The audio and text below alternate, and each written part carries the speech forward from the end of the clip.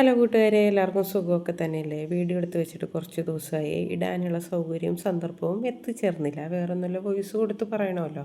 അപ്പോൾ ഇത് ചാലക്കുടിയിൽ പുതിയതായിട്ട് ആരംഭിച്ച ഒരു കഫേയാണ്. അതായത് NSS സ്കൂളിൻ്റെ അടുത്ത്. പിന്നെ NSS സ്കൂൾ എവിടെയാണെന്ന് അറിയാത്തവർക്ക് നമ്മുടെ Chalakudy bus stand, transport bus സ്റ്റാൻഡിൻ്റെ അവിടെ നിന്ന് സ്ട്രെയിറ്റ് പോന്ന് കഴിയുമ്പോൾ ഐ വിഷനൊക്കെ കാണും.